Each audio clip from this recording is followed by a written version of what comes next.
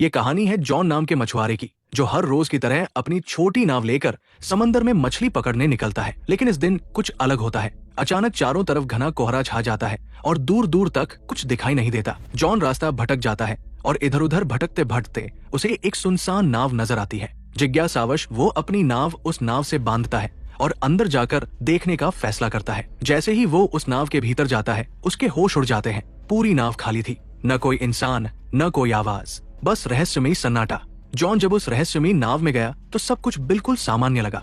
खाना ताजा था, कपड़े करीने से रखे थे और हर जगह इंसानी मौजूदगी के संकेत थे। लेकिन वहाँ कोई था नहीं। वो नाव को चालू करने की कोशिश करता है पर इंजन काम नहीं करता। इतने विशाल समुद्र में अकेली और खाली नाव देखकर जॉन हैरान रह जाता है। वो दूरबीन से चारों ओर देखने की कोशिश करता है, शायद कोई पास में हो, लेकिन घना कोहरा सब कुछ ढक चुका था। निराश होकर वो कंट्रोल रूम लौटता है और वहाँ पड़ा रेडियो ऑन करता है, मदद के लिए कोई संकेत भेजने के इरादे से। जॉन ने रेडियो पर संदेश भेजा, ये नाव समंदर में फंसी है, कोई सुन रहा हो तो जवाब दे। संदेश भेजने के बाद उसने सोचा कि अब अपनी छोटी नाव से लौट जाना चाहिए। लेकिन जब वो बाहर आया तो उसकी नाव वहाँ नहीं थी, जबकि उसने उसे अच्छे से बांधा था।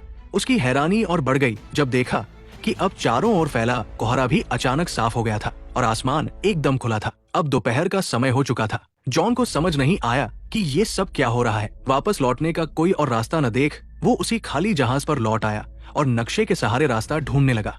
जॉन अब ये समझने की कोशिश करता है कि वो आखिर है कहाँ और अपने घर कैसे लौट सकता है। परेशानी ये थी कि उस रहस्यमयी नाव का इंजन खराब था। अगर उसे बचना था तो किसी भी हाल में इंजन को ठीक करना ही था। वो पूरे जहाज में टूल बॉक्स तलाशता है और कड़ी मेहनत के बाद इंजन ठीक कर लेता है। उसके लिए ये एक बड़ी राहत थी। अब नाव चालू हो चुकी थी और दिशा भी धीरे धीरे समझ आने लगी थी। लेकिन खतरा टला नहीं था। जॉन कंट्रोल रूम में जाकर फिर से रेडियो से संपर्क करता है, मगर इस बार भी कोई जवाब नहीं आता। सब कुछ अब भी रहस्य में डूबा था। फिर वो लड़का ऊपर आता है और उसे अचानक टॉयलेट जाना पड़ता है। कोई आसपास नहीं था तो वो सोचता है कि समंदर में ही कर लेता हूँ।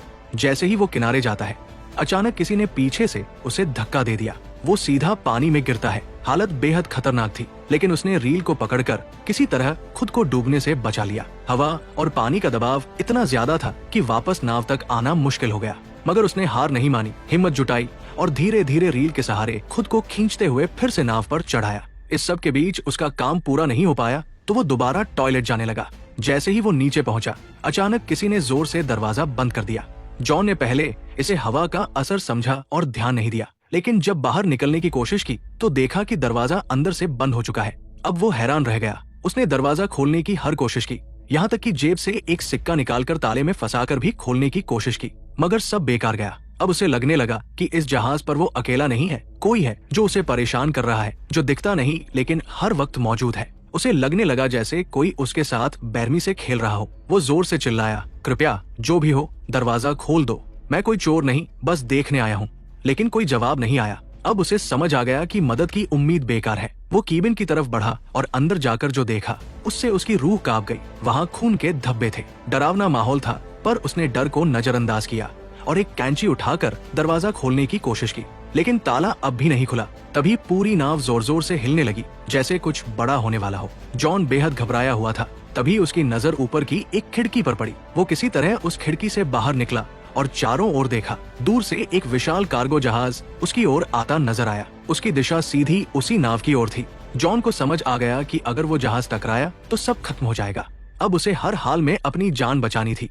उसने सिग्नल देने का सोचा, लेकिन उसके पास कुछ था नहीं। उसने तुरंत अपनी शर्ट उतारी और जोर जोर से लहराने लगा ताकि कार्गो जहाज का कोई उसे देख सके। लेकिन अफसोस, इतने प्रयास के बाद भी किसी की नजर उस पर नहीं पड़ी। अब जॉन को किसी भी हालत में अपनी जान बचानी थी। अगर उसकी नाव आगे बढ़ती रही तो कार्गो जहाज से टकराकर सब खत्म हो सकता था। तभी उसकी नजर खिड़की के पास लटकी एक रस्सी पर पड़ी। उसके दिमाग में तुरंत एक आइडिया आया, अगर वो इस रस्सी का इस्तेमाल करे तो शायद जहाज को रोक सके। उसने जल्दी से रस्सी बांधी और बाहर फेंकी ताकि नाव की गति रुक जाए, लेकिन हालात और बिगड़ गए।